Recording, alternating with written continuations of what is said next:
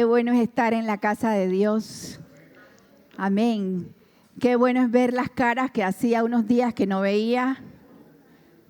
Me encanta cuando se emocionan y entonces se saludan y se saludan y se saludan y se saludan. Gracias. Gracias. Y se saludan y se saludan. Amén. Amén.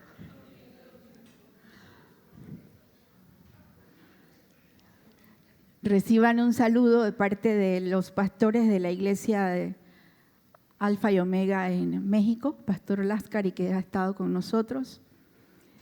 La semana pasada tuve el privilegio de predicar en la boda de su hijo mayor, niño que vi crecer, y Dios ha sido bueno.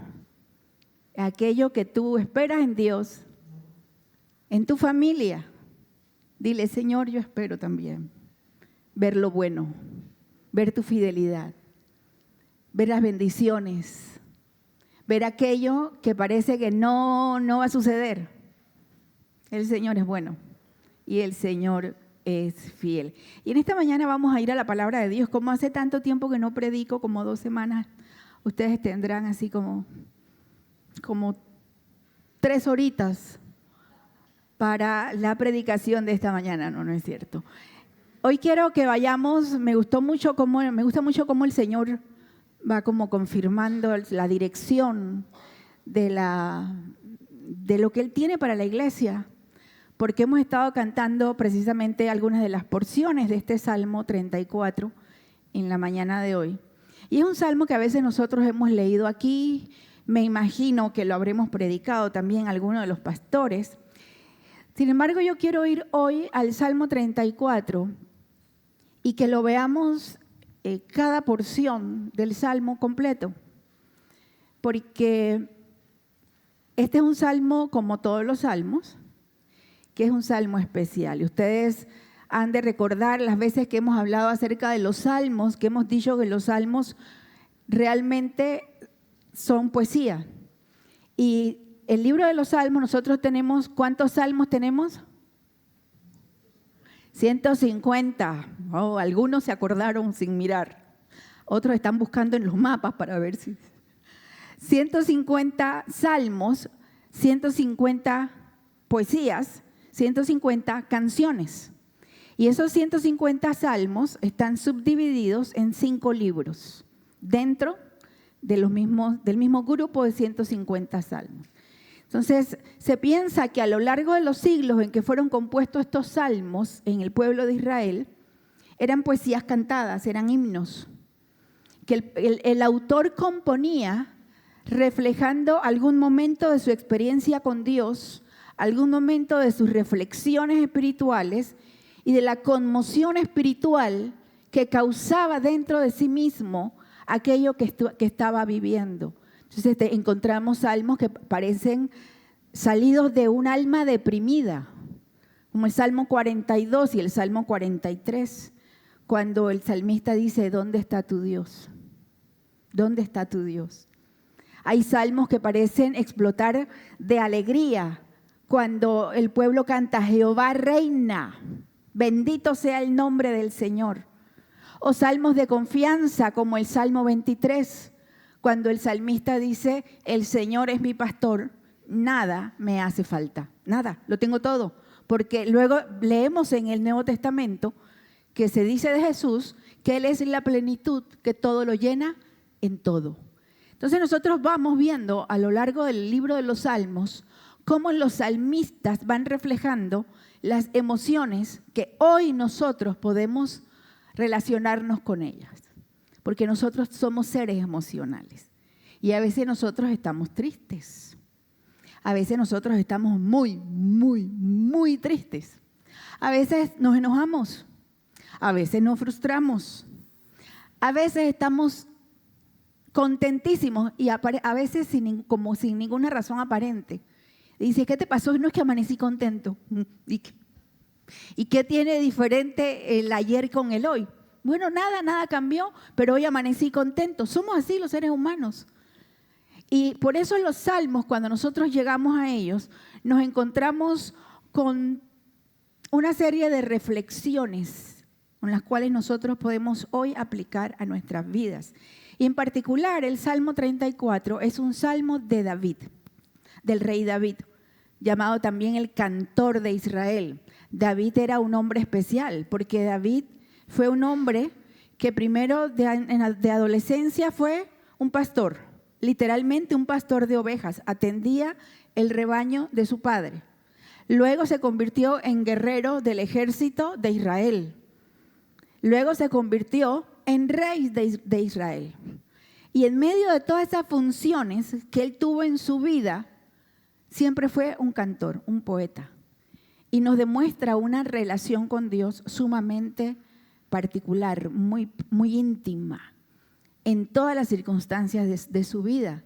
David, cuando cayó en pecado, luego decía: cuando callé, envejecieron mis huesos. O sea, mientras yo no confesé, yo me estaba muriendo, literalmente. Entonces, en este salmo es uno de los salmos de la huida. ¿Qué huida? David pasó muchos años huyendo del rey Saúl. Cuando era guerrero del ejército, David había sido ya ungido por Dios para ser el próximo rey. Había matado al gigante Goliat en Primera de Samuel. Había sido ungido por Samuel, capítulo 16. Había matado al gigante, capítulo 17. Había comenzado a participar en las batallas de Israel y la gente comenzó a aplaudir y a aclamar la valentía de David.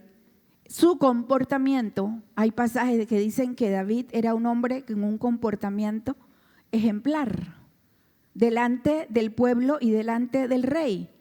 Y todo esto comenzó a despertar en Saúl, que ya había sido rechazado por Dios y se le había anunciado que el reino se le iba a quitar a su descendencia. Él comenzó a levantarse con mucho celo contra David. Decidido, pero fíjense lo interesante, a veces los gobernantes o personas pueden pensar o creer que si Dios ha determinado algo para tu vida, puede interferir y quitarte aquello que Dios ha prometido para tu vida. Recuerda esto: lo que Dios te ha prometido, nadie te lo puede arrebatar. Y Saúl no entendía esto. Él pensaba que él podía interferir y acabar con la vida de David, y así se iba a acabar su problema personal. Y se dedicó por años a perseguirlo. Y David tuvo que salir huyendo de su lugar, de Jerusalén. Tuvo que comenzar a huir y ver dónde se escondía del rey Saúl, que cada vez parecía estar perdiendo más su cordura. Sus facultades mentales, estaba decidido a acabar. Dejaba las cosas del reino para perseguir a David por todo el territorio. No estamos hablando de que, bueno, mandó un dron y encontró el dron de David y él no se movió. No, él tenía que irse en su caballo con su ejército a recorrer tierras, semanas enteras. Pasó años tratando de acabar con David. Y en este momento, cuando comienza la huida, David, en Primera de Samuel, capítulo 21, se nos describe, y 22, que él se inventa, no se nos dice que él había sido dirigido por Dios para hacer eso. Él se inventa irse a esconder en una ciudad filistea, la misma ciudad de donde era originario Goliat, el gigante que él había matado a los filisteos. Estas cosas que nosotros, ¿cómo se le ocurre? Y con la espada de Goliat en la mano. Y él se va a pedir refugio, y cuando se dan cuenta de que es David, y era el David que ya el pueblo de Israel aclamaba más que al mismo rey Saúl, porque cantaban en Israel: Saúl mató a sus 1000 y David mató a sus 10,000. Y alrededor de Israel la gente sabía quién era David. Y cuando el rey de Gad se da cuenta de quién tenía enfrente, David se asustó. Como quien dice: ahorita me doy cuenta dónde me metí. Y nos cuenta la historia bíblica en 1 Samuel que a David se le ocurre muy ingeniosamente hacerse el loco. ¿Ustedes creen que eso de fingir demencia es nuevo? Dice que comenzó a actuar como si fuera una persona que hubiera perdido la razón, y el rey perdió interés en él. Y el rey dice: ¿acaso me faltan locos a mí aquí? para que encima me venga este de allá afuera. No, que se vaya. Y así logró escapar David de ese lío en que él se estaba metiendo. Y es en este momento cuando él compone. Él se va después de allí, se va a esconder a unas cuevas en un lugar que se llama Adulam. Y cuando él se da cuenta, dice que había 400 personas que habían seguido a David en su vida. Y cuando describe a esas personas, fueron las primeras 400, cuando describe a esas personas dice que eran los desesperados, los angustiados, los pobres. O sea que él no podía hacer un ejército con esos que le habían seguido.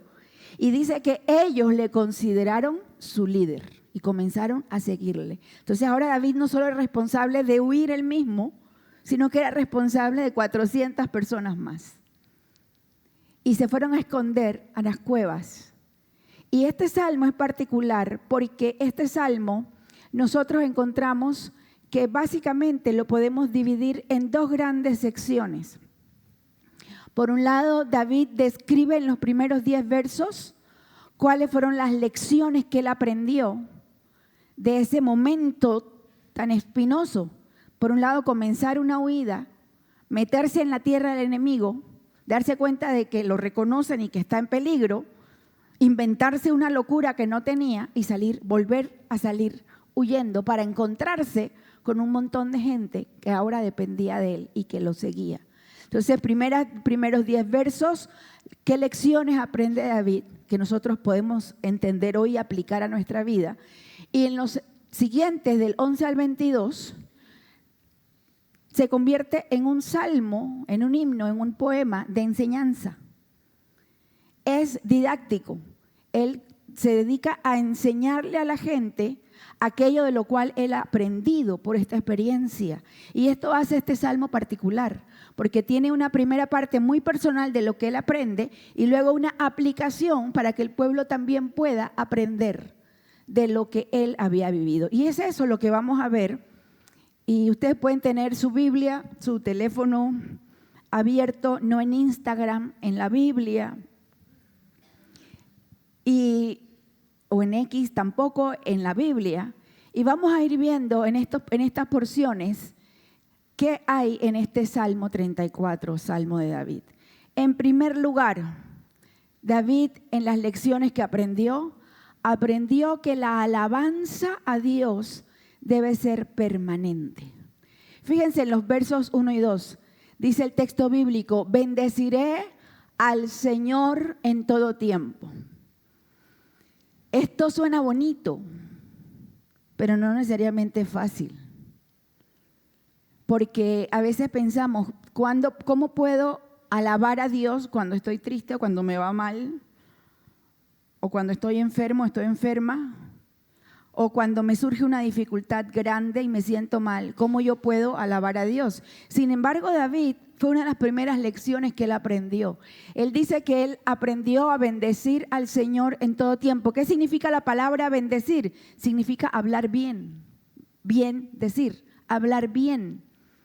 Y David aprendió a hablar siempre bien de Dios. Eso es importantísimo, hermano. Hay mucha gente aún que dice haber conocido a Dios, que luego habla mal de Dios. Hay gente que nunca le ha conocido. Usted lo ve todos los días, lo que está sucediendo en el mundo, que a veces son cosas que uno no puede creer que están sucediendo, de gente que abiertamente se burla de Dios, se burla de Jesús, porque no les basta con, si no crees que Dios existe, ¿por qué tienes que hablar de alguien que tú no crees que existe? ¿Quién está más loco ahí, David o ese que habla si no crees? Entonces, uno como hijo de Dios tiene que aprender a hablar bien de Dios todo el tiempo. Podemos entender, yo no sé qué está pasando, pero bendito sea Dios. Pero qué bueno es Dios. Yo no sé cómo manejar esto, pero Dios ha sido fiel. Nosotros no podemos decir, es que Dios no ha estado conmigo, es que Dios me ha fallado, es que Dios no me ha bendecido, es que Dios ama a aquel o aquella más que a mí. Eso no es bien decir de Dios, eso no es bendecir a Dios. Y David aprendió en esta experiencia y a lo largo de su vida a bendecir a Dios en todo tiempo, en toda circunstancia. Pero no solamente, fíjense aquí dice, continuamente estará su alabanza, ¿en dónde? En mi boca. Porque a veces uno piensa que con pensarlo acá, ya estoy alabando a Dios, ¿por qué? Lo estoy pensando acá. Pero un ejercicio interesante de comunicación, de comunión con Dios es alabarlo con nuestra boca. Nosotros, uno de mis primeros pastores cuando yo era niña y adolescente, era un pastor que nunca cantaba, nadie lo oyó cantar. Tremendo maestro, tremendo. El que él no cantara no quiere decir que no alababa a Dios. O que en sus momentos o que mientras estábamos cantando, él no abría su boca para alabar a Dios. Pero no cantaba, yo no sé si es que él sentía que cantaba muy feo, su esposa cantaba muy bonito. Yo no sé nunca nos explicó por qué, pero nunca pensamos que él no alababa a Dios. Porque a veces pensamos que alabar a Dios es cuando vengo a la iglesia y canto, o cuando voy en el carro y pongo alabanzas y canto. Pero alabar a Dios no es solamente cantarle a Dios. Alabar a Dios es decir, con mi boca, proclamar con mis labios la bondad de Dios, la grandeza de Dios, la misericordia de Dios, el poder de Dios. Que lo oiga aún el mundo espiritual que nosotros no podemos ver, que nosotros alabamos a Dios continuamente, no solamente en nuestra mente, sino con mi boca. Dice, además dice, en el Señor se gloriará mi alma. Aquí es bien interesante, porque uno pudiera pensar que David llegó a creer que, wow, qué listo fui, porque me hice loco. Me salió esa estrategia. Y a veces nosotros no entendemos, David lo entendió, que no fue su astucia lo que lo libró. No fue su inteligencia, no fue su estrategia, no fue su capacidad de, en Panamá y en algunos países de Latinoamérica usamos una expresión que es bastante dañina, es el juega vivo. Y a veces uno piensa que uno sale de los problemas, de las situaciones difíciles, porque uno sabe qué hacer, actuó bien, zafó a tiempo, se pasó la luz amarilla justo cuando estaba entrando la roja y uno dice, wow, me salvé. Oh, qué bueno, porque yo pude lograr esto. Yo les he contado una historia mía que no es nada bonita, por cierto. Algunos no la conocen, por eso se la voy a contar. Cuando estaba en tercer año de secundaria, imagínense, los años 70, cuando bailaba John Travolta, que muchos de ustedes no saben ni quién es. Yo estaba en tercer año de secundaria y teníamos un examen de matemáticas. Y cuando viene el examen de matemáticas, un solo problema. ¿A usted le pasó alguna vez eso? Que le pusieran un solo problema y era todo el examen. Y no sé ni quién era, pero mi compañero que estaba atrás me dice, Erika, no me sé, no sé cómo hacer esto, no sé cómo hacer esto. Como yo era, según yo, agarré en un papelito pequeñito y le puse el problema, todo el problema resuelto, así en un papel. Y se lo pasé. Yo tenía, en mi defensa tenía 12, 13 años, no me acuerdo. Le pasé. Resulta que él comenzó a pasar el papelito. Y al final del examen, los 40 compañeros del salón teníamos la misma respuesta. Todo exactamente igual, porque todos tomaron el papelito. Cuando llega el momento de la calificación, la siguiente clase, la profesora saca el papelito y dice, todo el salón tiene 1, es la calificación más baja. Dice, menos la persona que escribió esto, porque tiene un solo error, así que le voy a poner 3,5. si me dice quién es. Y claro, todo el mundo hizo así, menos yo. Y la profesora se dedicó como 20 minutos a burlarse de mí, cuando todavía no se llamaba bullying, al frente del grupo.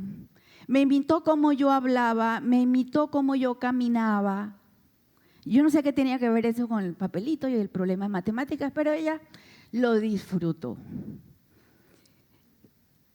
Y mis compañeros no podían ni mirarme a la cara. Y después yo decía, pues, pero por lo menos no gané uno. Me fue bien. ¿Cómo yo podía pensar que me fue bien? Que menos mal que me aguanté lo que dijo la profesora, menos mal que no le respondí, menos mal que levanté la cara y afronté mi responsabilidad con valentía, menos mal. Esa es una mente inmadura que no entiende que no es por su propia inteligencia o capacidad. Yo había cometido un error espantoso y en vez de pensar, qué horror lo que hice, yo lo pienso ahora, pero en ese momento mi pensamiento fue, me salvé del uno. Y a veces nosotros pensamos que nuestra capacidad, nuestra astucia, nuestro comportamiento es lo que nos ayuda a salir de un problema. Sin embargo, a medida que pasamos tiempo con Dios y conocemos al Señor, debemos ir aprendiendo la lección real, que quien nos libra, quien nos ayuda, quien nos evita males peores o consecuencias peores es la mano de Dios. Por eso David no dijo, me voy a gloriar en mi astucia. Él dice, en el Señor se gloriará mi alma. ¿Y quién va entendiendo esto? David lo dice, los humildes. Y entendamos el concepto de humildad. Humildad no tiene nada que ver con la pobreza económica. Ni les digo que levantemos la mano cuántos pobres hay aquí.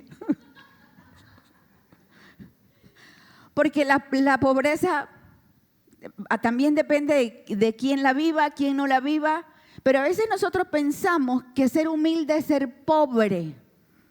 Y usted escucha mucha gente que de repente se justifica y dice, bueno, yo soy humilde y pobre, pero mi casita está bien limpiecita. Porque confundimos el concepto de humildad con pobreza económica. La humildad es una actitud del corazón, no tiene nada que ver con lo material.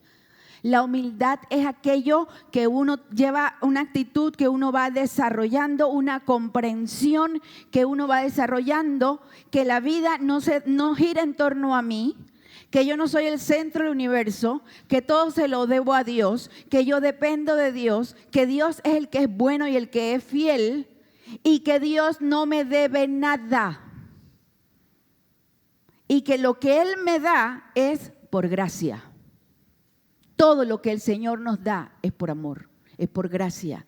Pero nosotros no podemos pararnos delante de Dios y cuestionarlo y decirle, bueno, me debes tal cosa, te pedí tal cosa, me tienes que dar tal cosa. Y si no me pasa, entonces me enojo con Dios. David había entendido. ¿Quiénes son los que van a entender el concepto de bendecir a Dios en todo tiempo? De alabarle con su boca, de darle la gloria a Él y no tomarla. ¿Quiénes? Los humildes, y luego Jesús lo dice en Mateo 7, los humildes de corazón. Segunda lección que aprende David, razones para glorificar. Fíjense que dice, en Él se gloriará mi alma. Y en los versos del 3 al 6, nosotros encontramos las razones que había descubierto David para glorificar a Dios, para bendecir a Dios en todo tiempo. Dice, engrandezcan al Señor conmigo y exaltemos. Fíjense que él pasa de hablar de Él, bendeciré yo, a luego invitar a los demás a que juntos pudieran también engrandecer a Dios. Y fíjense que aquí el verbo engrandecer no significa que nosotros cuando alabamos a Dios lo hacemos más grande.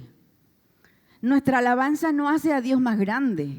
Dios es, nosotros cantamos todo el tiempo, el más grande y digno de alabar. Nada de lo que nosotros hagamos, o el universo, o quien sea, puede aumentar la grandeza de Dios. Dios es grande, no hay nadie, cantamos hoy, nadie es como nuestro Dios. Aquí el concepto, el verbo engrandecer, y en inglés se utiliza la palabra magnificar. En la Biblia en inglés, magnifiquen a Dios conmigo. Y usted recuerde, cuando se habla de magnificar o engrandecer, piense en una lupa. Que muchos de nosotros tenemos lentes que parecen lupas, ¿verdad? ¿Verdad, Fide?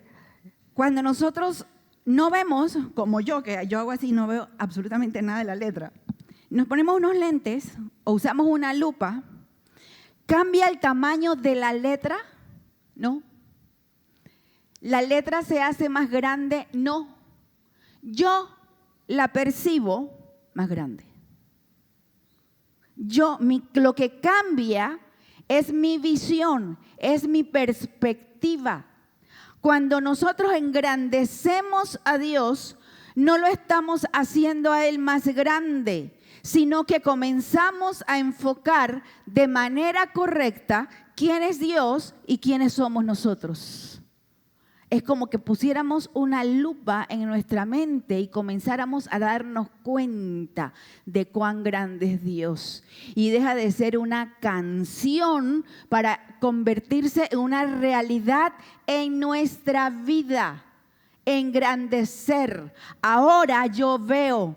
Cuando Jesús sanó al ciego de nacimiento, ¿qué le decía la gente? Dinos quién te sanó. Dinos quién te dio la vista. ¿Qué dijo el ciego? Yo no sé. Yo solo sé que yo era ciego y ahora veo. Cuando tú comienzas a caminar con Dios, aunque tú no entiendas cómo lo hace Dios, tú vas a comenzar a entender que aunque tú no sepas qué pasó, Dios es grande. Y va a comenzar a cambiar tu visión de Dios. Si tu perspectiva de Dios es que Dios es pequeñito, que Dios es así y los problemas son así, ten la seguridad que tu vida va a ser así y tus problemas van a ser así. Pero cuando comenzamos a engrandecer a Dios, a entenderlo, a exaltar su nombre, a darle gloria, a reconocer que es por Él que nosotros vivimos y somos y nos movemos, como dice el texto bíblico, nosotros vamos a comenzar a entender la grandeza de nuestro Dios. Y nosotros cantamos, tenemos un Dios muy grande. Isaías capítulo 25, tenemos un Dios muy grande, maravilloso es Dios. Cuando nosotros nos reunimos aquí o ponemos alabanza en nuestra casa, no es para entretener nuestro espíritu ni entretener nuestras emociones. Es para comenzar a entender en nuestro espíritu y en nuestra mente que esas letras son aplicables a la vida real. Dios es grande. De aquí en adelante, no mires a Dios sin la lupa de una visión correcta. Mira a Dios con la lupa de la certidumbre, de la convicción de que Dios es grande. Y dice, engrandezcan al Señor conmigo y exaltemos aún a su nombre. ¿Por qué? ¿Por qué él aprendió a glorificar? Dice, porque yo busqué al Señor y Él me respondió y me libró de todos mis temores. A veces nosotros nos saltamos la partecita, y digo nosotros porque pienso que a todos o la mayoría hemos pasado por ahí, nos saltamos de la partecita de busqué al Señor. Y estamos esperando la respuesta. Y estamos esperando que nos libre. Pero ¿dónde dejamos el pedacito de busqué al Señor? Dice el salmista, Salmo 127, busca al Señor, busca su rostro, me dice el corazón. Busca el rostro del Señor. Acércate a Él. Sí, Erika, pero es que ya yo oré por eso mismo la semana pasada. ¿Y entonces? ¿Ya lo tienes? No, entonces vuelve a buscar al Señor. Es que yo estaba triste la semana pasada y le pedí al Señor que me ayudara con mi tristeza, pero sigo triste. Entonces, busqué al Señor y como yo lo busqué, el Señor me respondió. Usted sabe que a veces Dios nos da muchas cosas. Y hablo de lo material y lo no material. Aunque nosotros no se lo pidamos. Porque Él es bueno. Porque Él es bueno, por amor. Pero muchas veces nosotros ni siquiera disfrutamos o entendemos lo que Dios nos ha dado. Y seguimos con la misma actitud por la vida de derrota. Y me frustro porque solo tengo 10 pares de zapatos, pero ese que está ahí no lo tengo. Entonces yo no puedo disfrutar los 10 porque estoy entristecida. Este es un ejemplo muy burdo, pero así vivimos. Ese que no tengo. Tengo una familia. Yo he escuchado de personas que he conocido padres solteros y madres solteras y que les toca echar para adelante con sus hijos como sea. Hombres y mujeres, he conocido, porque ese cuento que ustedes oyen por ahí que nada más hay madres solteras, no, también hay papás solteros y muchos que luchan por su vida. Y yo he escuchado personas que están en esa situación amargadas, renegando de que no tienen esto, que no tienen lo otro, que necesitan una pareja, que necesitan tal cosa y que necesitan. Y yo los miro y a veces yo pienso, ¿se darán cuenta de que tienen hijos? Que Dios les ha dado hijos, que tienen una familia, que tienen hermanos, hermanas, sobrinos, whatever.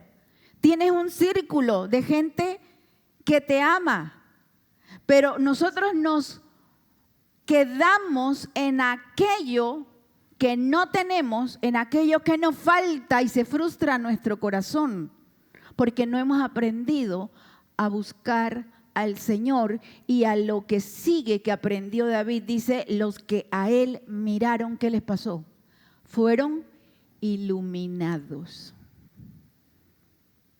Se han hecho estudios en algunos países, que es interesante, a mi parecer por lo menos, que se han hecho estudios que han demostrado que el desarrollo de la inteligencia o la capacidad para entender y el desarrollo de la cognición acá y de aprender a tomar buenas decisiones va aumentando o ha ido aumentando en las personas que tienen fe en Dios, que estudian la palabra de Dios y que la memorizan.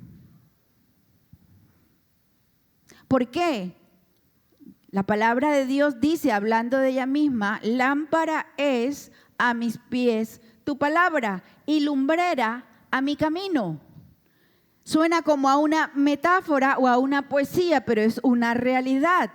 Jesús dijo, el Espíritu Santo vendrá y Él les enseñará, les guiará, les hará entender. Y mientras nosotros, dice David, los que miraron, él aprendió que Dios iba iluminando su camino, aún en los tiempos de la huida, Dios iba iluminando su camino, porque él estaba mirando a Dios. Aprendamos a mirar. ¿Cómo miro a Dios ahora, siglo XXI, aquí? Aquí está, su palabra. Su palabra.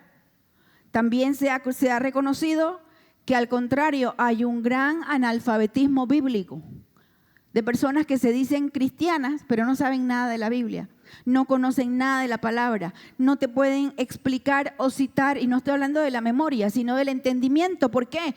¿Cómo va a venir el entendimiento si no la conozco, no la leo? No podemos vivir solamente de una prédica o de lo que alguien predica o lo que alguien me enseña. Y hay gente que me dice, es que yo me quedé en la casa, pero yo pongo el YouTube. O yo escucho a tal persona todos los días. predicando o enseñando. ¿Y cómo me gusta?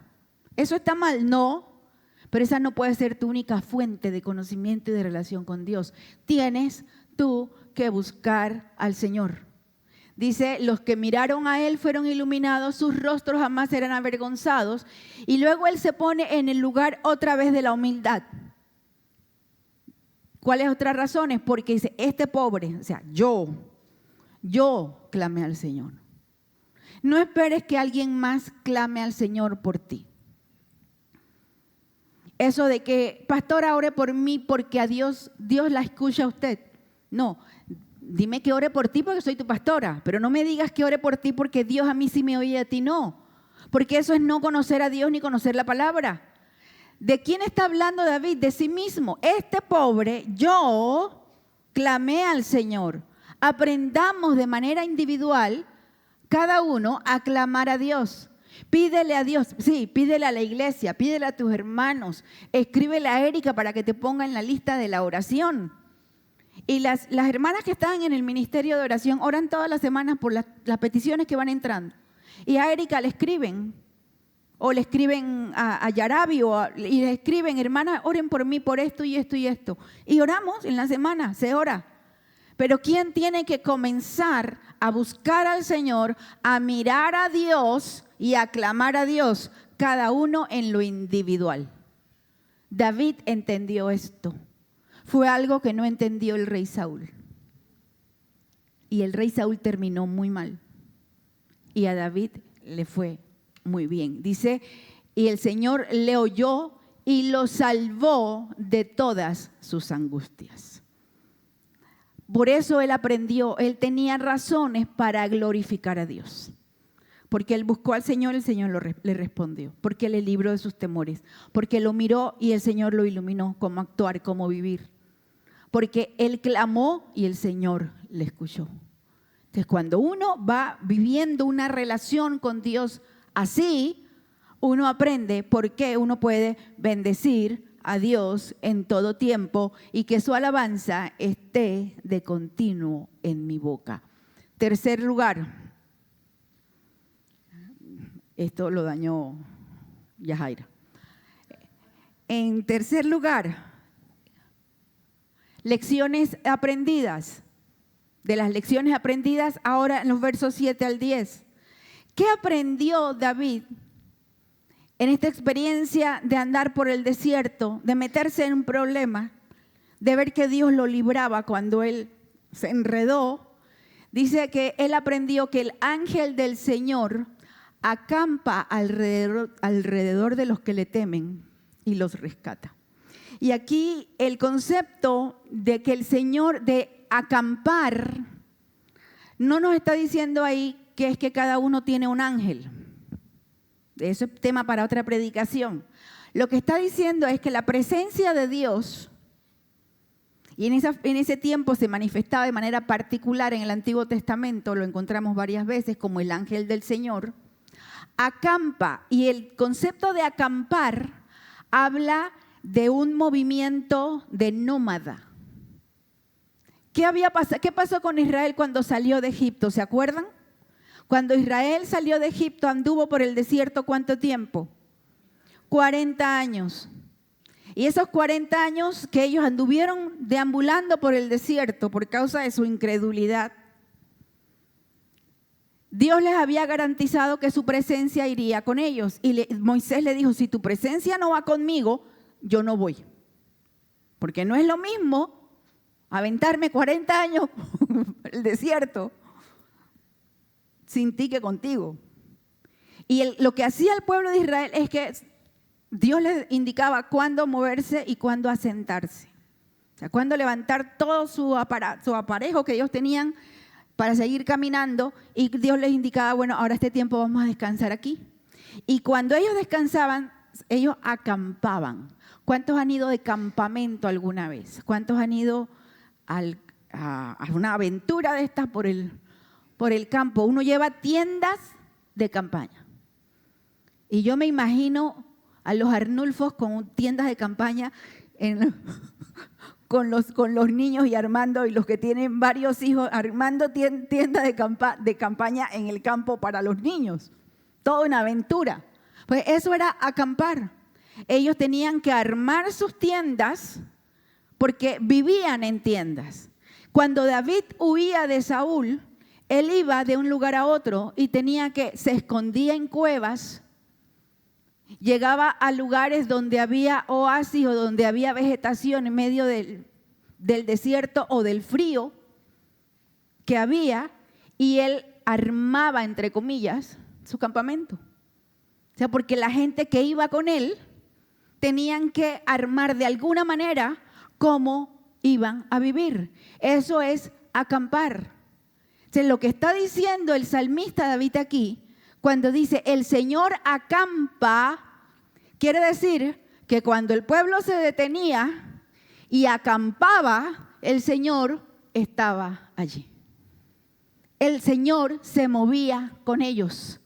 El Señor no los dejaba y les decía, bueno, ahí nos vemos cuando vuelvan a caminar. El Señor se quedaba entre ellos y el arca de la alianza representaba la presencia de Dios en medio de ellos. David entendió el concepto de la presencia de Dios y aprendió que Dios siempre está con aquellos que le temen. Es el pedacito que él aprendió. Nosotros podemos decir, sí, el Señor acampa alrededor. ¿De quién? De sus hijos, dice, de los que le temen, no de los que le tienen miedo a Dios. No hagamos las cosas por miedo a que Dios me castigue.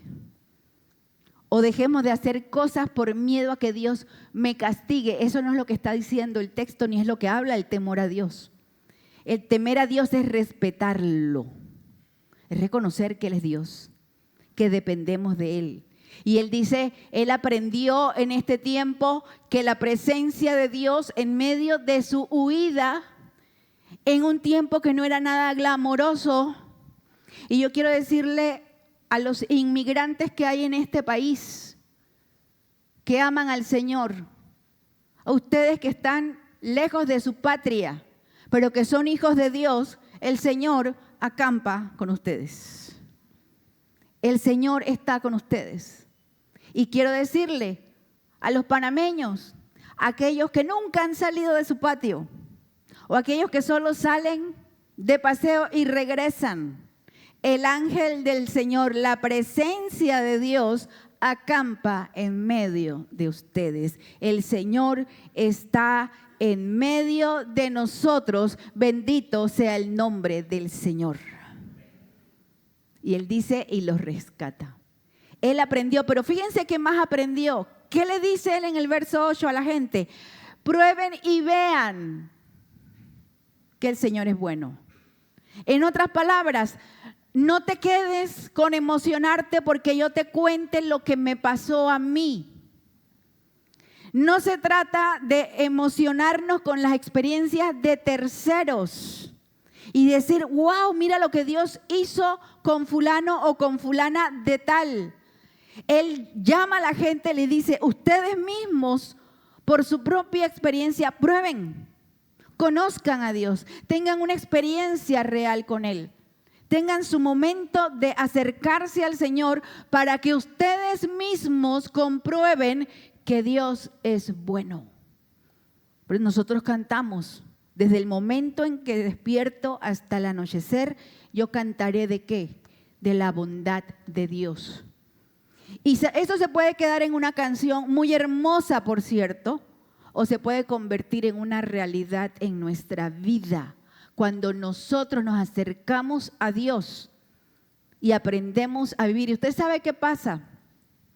Usted quiere nosotros estamos estudiando apologética o defensa de la fe los miércoles. ¿Y usted sabe cuál es, entre otras, la mejor defensa de la fe? Tu experiencia con Dios. Cuando tú has comprobado en tu vida, cuando nosotros hemos comprobado, aquí está Alex estuvo al borde de la muerte. Alex estuvo con diagnóstico médico, el médico le dijo, nunca más vas a caminar. Y cuando después de la cirugía, Alex me contaba que él mismo le enseña al doctor que está moviendo los pies y le dice, mira. Y aquí está Alex, para la gloria de Dios, vivo y caminando. Vean y prueben, vengan, prueben que Dios es bueno. Porque cuando ¿usted cree que alguien puede convencer a Alex de que Dios no es bueno? ¿Alguna experiencia que él tenga en la vida lo puede convencer que Dios lo abandonó? Algo que pasa en el mundo, en la sociedad, en la economía, alguna situación que él viva le puede decir, es que Dios no te ama, Dios no está contigo, Dios no te va a sostener. No, porque una vez que uno ha vivido, uno ha probado, uno ha comprobado personalmente los milagros, la maravilla, el amor y la bondad de Dios, no importa qué suceda, nunca más nos alejaremos de Él. O sea, es que cuando alguien comienza a pensar o se aleja de Dios, no es porque Dios no haya sido bueno, es porque en mi corazón yo no me quiero rendir a Dios. O porque yo misma no he comprobado con mi vida y con mi experiencia que Dios es bueno y que Dios me sostiene. Por eso David es como decirle, yo aprendí, no te quedes con lo que yo viví. No nos quedemos nos emocionamos con Alex, sí, bendecimos a Dios, hablamos bien de Dios por lo que Dios hizo en la vida de Alex, sí, pero yo quiero vivirlo también. Yo lo quiero yo. Yo quiero experimentar y probar en mi vida, en mi experiencia, en mis decisiones, en las crisis de mi vida. Yo quiero comprobar la bondad de Dios. ¿Cuánto tiempo te demoró abrir tu propio salón de belleza? La saqué de base. ¿En cuánto tiempo? Menos de un mes. De tomar la decisión, necesito independizarme, necesito comenzar mi propio establecimiento después de más de 30 años de trabajar para alguien más. ¿Cómo yo me voy a atrever a dar un paso así? Y yo puedo alegrarme por ella. Y yo puedo decir que Dios bendiga tu emprendimiento y que Dios te mande muchos clientes. Todos ustedes los quiero ver cortándose el pelo en la peluquería de Erika. Olmedo también.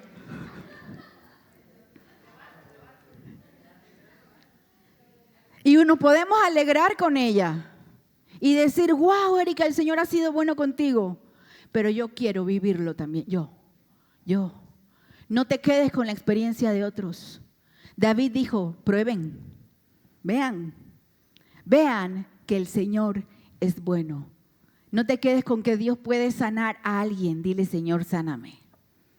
No te quedes con los milagros que Dios ha hecho en familias, en negocios, en emprendimientos, en la economía de otros. Bendice al Señor por lo que hace por otros. Pero dile, Señor, yo quiero lo que tú tienes para mí.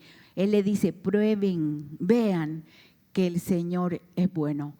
Sigue diciendo, teman al Señor ustedes sus santos. Otra vez el temor a Dios, el respeto, la dependencia, el reconocimiento, porque él aprendió en ese tiempo que nada les falta a aquellos que temen a Dios. Nada.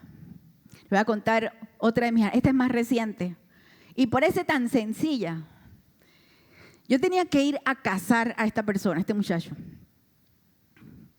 Yo no soy persona de grandes lujos, pero primero no tengo la plata, pero así de grandes lujos de pensar en que ropa o muy cara o muy nada, pero tenía que ponerme algo para ir a casar a esta persona.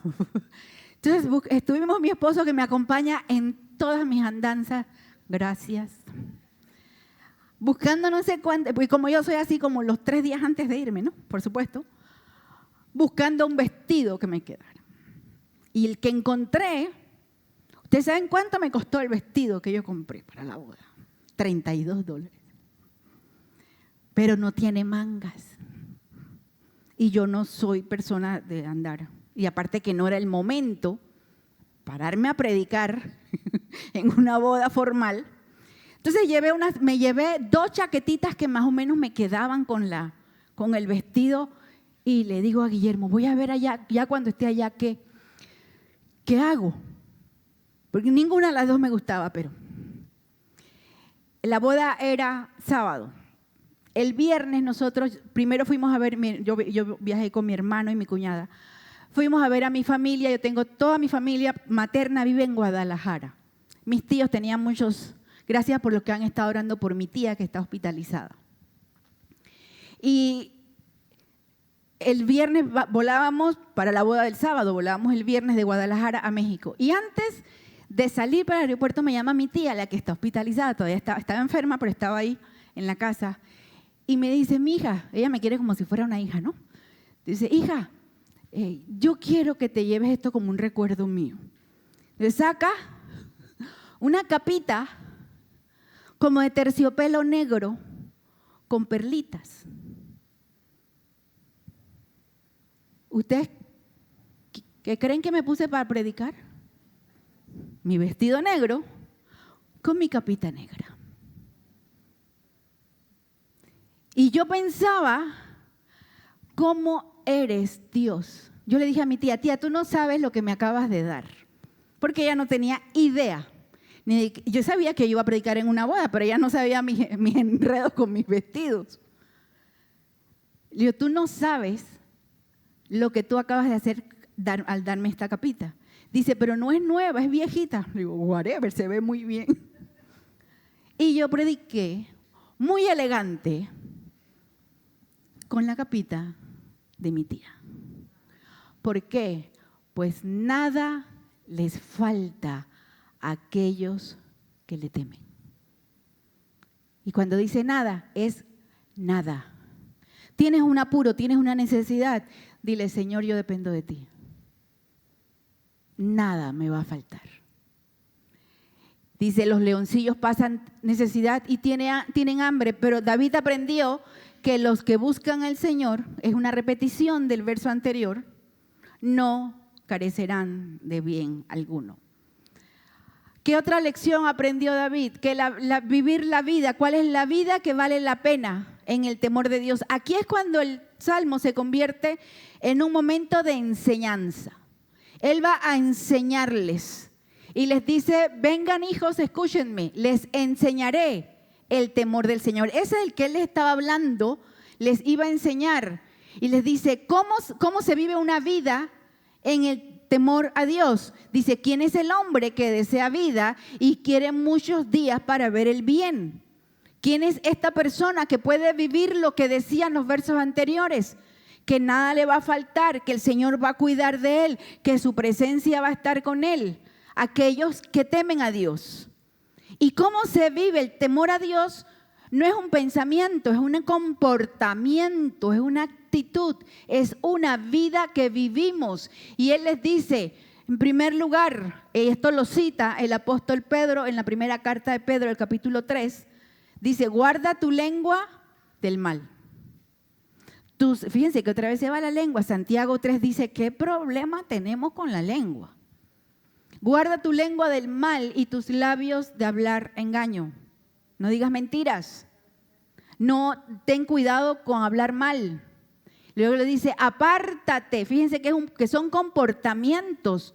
El temer a Dios no se vive solamente de emociones o de palabras. Se ve en la actitud y en la manera de vivir, en la conducta. Dice, apártate del mal y haz el bien.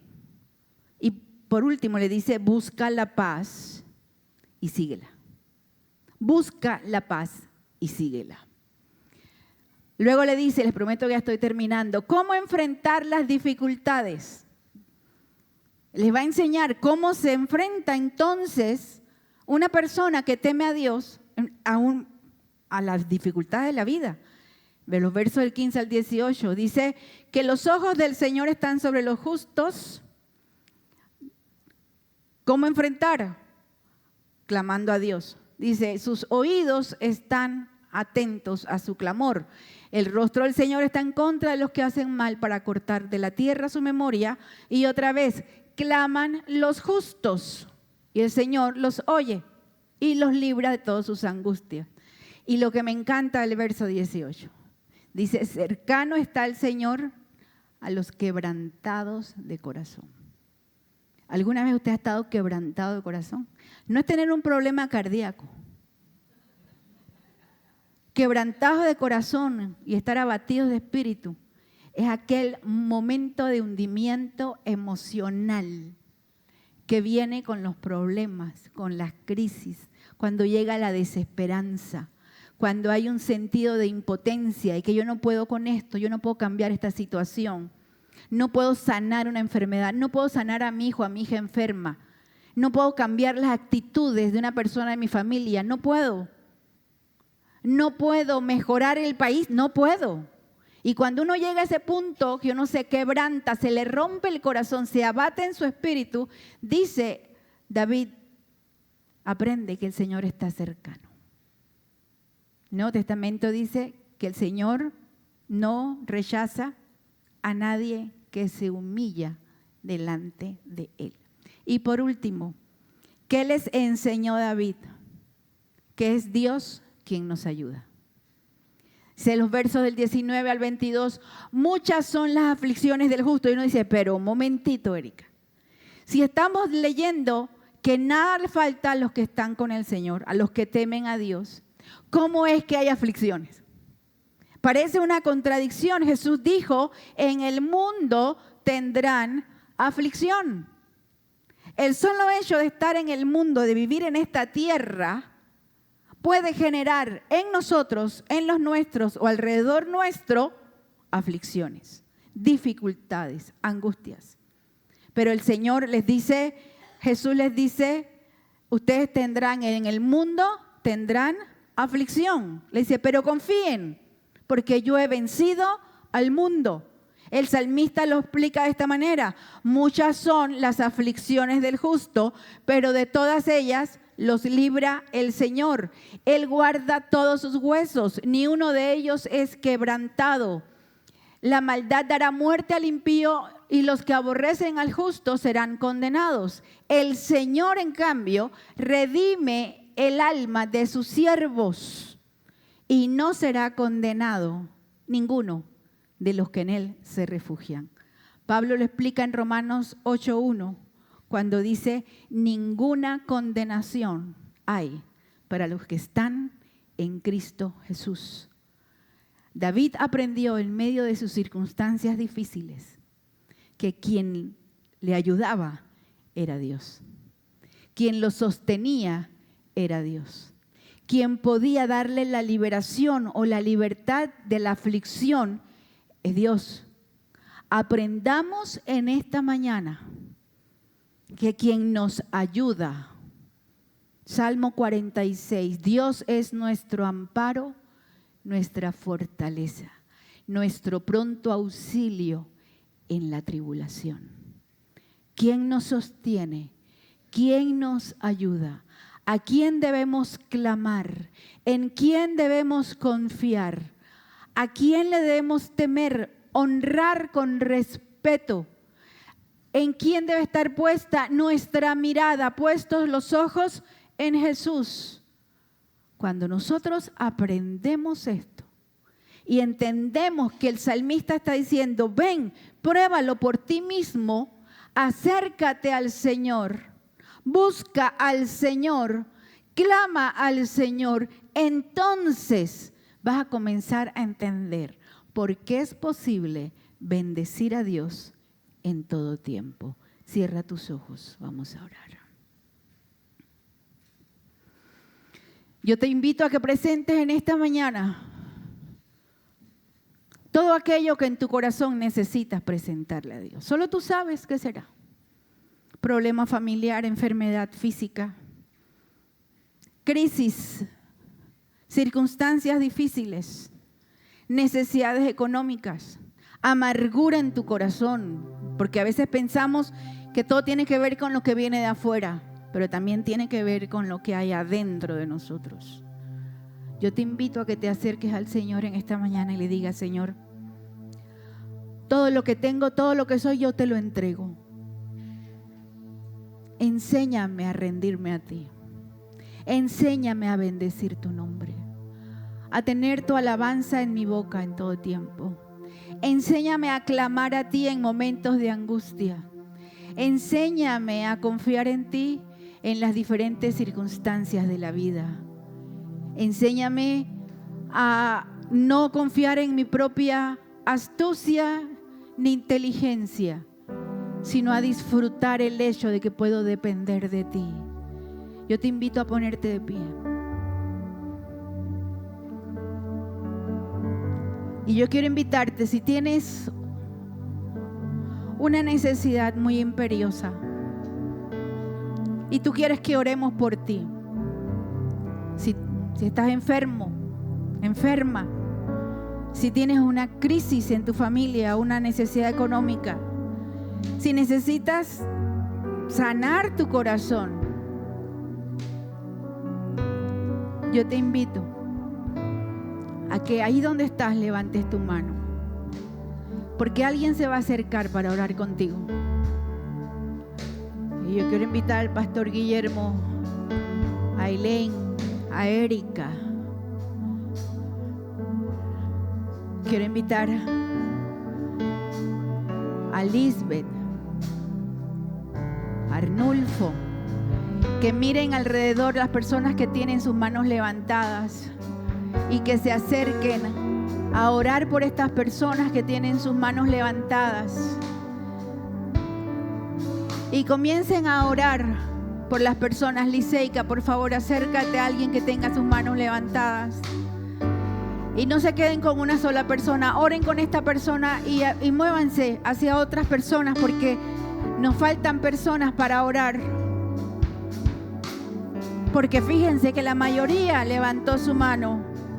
Y acércate a la persona y pídele al Señor que Él haga lo que tiene que hacer, que sane la enfermedad, que haga milagros, que muestre su bondad, que muestre su misericordia, que afirme los pasos, que alumbre el camino.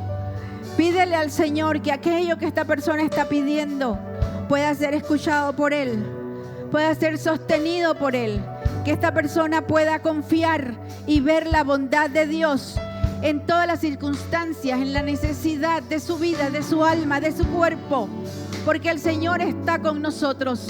El Señor no solamente acampa en medio nuestro, el Señor está con nosotros. Él vive, Él mora, su Espíritu Santo está con nosotros y está para bendecirnos en todas las etapas de nuestra vida, en todas nuestras circunstancias. Que no se quede nadie sin que alguien se acerque para orar, para pedirle a Dios, para pedirle al Señor que Él toque, que Él sane, que Él bendiga, que Él responda, que Él traiga la respuesta en el momento oportuno, que aquello que se está necesitando pueda, Señor, fluir, venir de ti y que podamos esperar